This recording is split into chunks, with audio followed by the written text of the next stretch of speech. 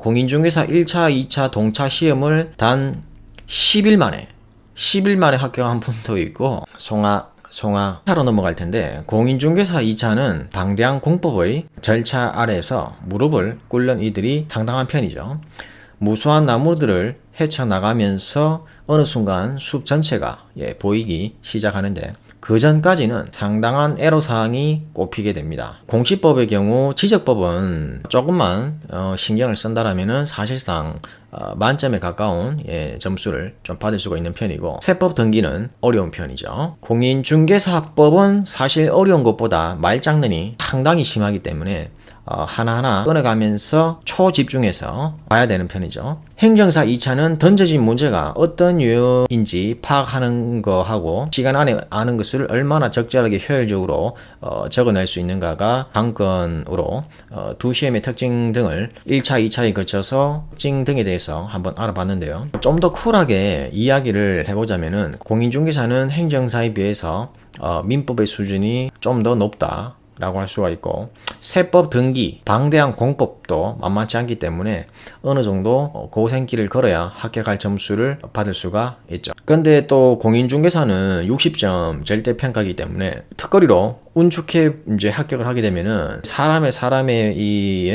입으로 이렇게 전해지게 되면은 3개월 만에 그냥 붙었다, 합격하기 쉽더라, 그냥 책 한번 보고 갔는데 나는 합격했다, 누구누구가 2개월 만에 합격했다더라, 이런 요소들 때문에 공인중개사 시험의 난이도라든지 이런 부분들이 좀 한 번씩 저평가가 되기도 하는데요. 만약 공인중개사 시험이 2차가 서술형에다가 상대평가였다면 어떤 그림이 나왔을까요?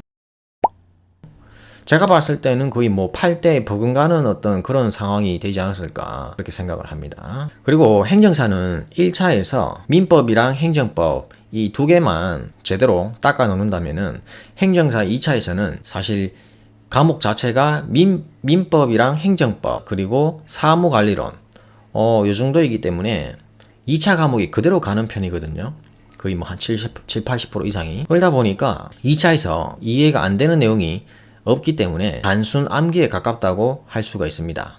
냉정하게 말씀드리면요. 서술형 경험이 없는 경우에는 물론 이제 백지에 써내려가는 그 고통을 감내하면서 이겨내는 게 관건이라고 할 수가 있는데요. 과목의 난이도를 봤을 때는 공인중개사의 압승이라고 생각을 합니다. 이건 노무사의 경우도 좀 비슷하게 작용이 되는 부분인데, 상대평가라는 시스템하고 20대 응시자들이 대거 몰린다든지 요런 이제 집중되는 부분들이 좀 중요하다고 생각을 하고요. 자, 결론은 둘 다 어렵더라, 쉽지 않더라. 8대급 서술형 시험 낙방 경험이 많은 분들은 행정사 2차가 쉽다고 느껴질 수도 있을 것 같습니다. 자, 법 과목이 익숙한 분들은 공인중개사 시험을 쳐도 객관식이고 60점 절대평가이다 보니까 단기간에도 합격 가능성이 높다고 보아집니다. 여러 유튜버 분들의 영상을 보더라도 공인중개사 1차, 2차 동차 시험을 단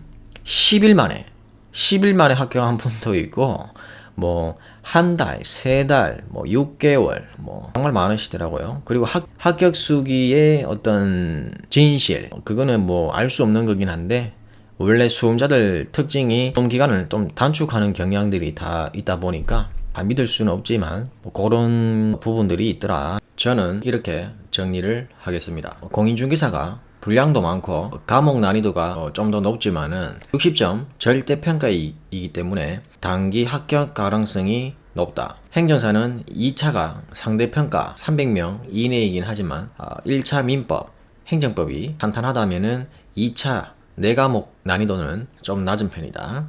해서 백지에 써내려가는 훈련만 이겨낸다라면은 어떤 논점이 주어지더라도 의의, 요건, 효과, 결론 이 정도만 어느 정도 적어낼 수 있다라면은 이 역시 합격할 가능성이 높다. 결론을 한 줄로 내기가 상당히 좀 어려운데요. 그래도 여론은 2차 서술형의 무게를 좀 더 두는 편이라서 저 역시 백지를 채워가는 그 훈련 과정이 너무나 힘들었던 기억이 강렬하게 남아있기 때문에 전체를 기준으로 했을 때는 행정사에 한 표를 던져주고 싶네요. 끝으로 수입은 간단하게 말씀드릴 건데, 공인중개사는 원투룸 오피스텔 파이가 있기 때문에 시장이 어려워도 유지하기가 한결 낫고, 행정사는 맨 땅에 오픈을 한다라면은 자리 잡기 전까지는 공인중개사에 비해서 상당히 고전을 면치 못할 겁니다. 근데 공인중개사 역시도 성향이 안 맞다든지 뭐 영업을 한번 해본 적이 없다든지 하시면은 비슷할 수도 있습니다. 모든 전문 자격사들은 월급이 나오는 게 아니라 자기가 뛰어다닌 만큼, 그리고 운과 타이밍이 맞아서 계약서를 사건을 얼마나 수임을 받느냐, 그게 관건이다 보니까 못 받을 수도 있잖아요, 막말로. 특히 영업을 한 번도 해본 적이 없다거나 성향이 내향적이고 수동적이라면은 업무를 할 줄 아는 것을 떠나서 상담하고 상담에 이어서 계약 클로징으로 이어지는 사건 수임 자체가 힘들 수가 있죠. 그러니까 이런 거죠. 공인중개사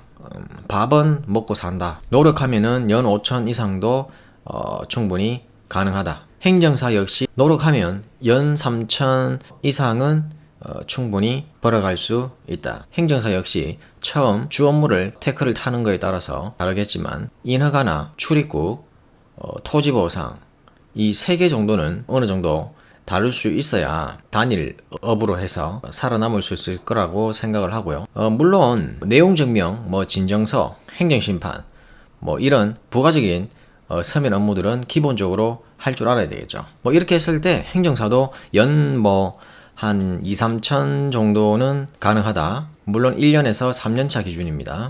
개별 요인, 성량, 능력, 지역 요인, 사무실 임차 위치, 규모 등 이런 운과 타이밍에 따라서 이런 모든 결과는 달라질 수 있기 때문에 사실 의미 없는 얘기일 수도 있지만은, 제가 이 2개의 자격사를 오픈을 하고 운영을 해본 느낌을 가지고 이렇게 말씀드리는 부분이기 때문에 어느 정도 참조를 하시면 될 것 같습니다. 왜냐하면 이 수입에 대해서는 사실 모든 전문직이 조금 민감할 수 있는 사안이거든요. 왜냐하면 내 친구 법무사는 월 700 이상, 1년에 1억 이상 벌더라. 세무사도 마찬가지 1년에 1억 5천 이상 벌더라. 예, 다 그렇게 버는 건 아니잖아요, 사실은. 잘 버는 분들은 잘 버시겠죠. 저는 그냥 소소하게 벌면서 그냥 저냥 만족하고 있습니다. 해서 수입적인 부분은 소모적인 논쟁의 가능성이 상당히 높기 때문에 여기서 정리 뿅!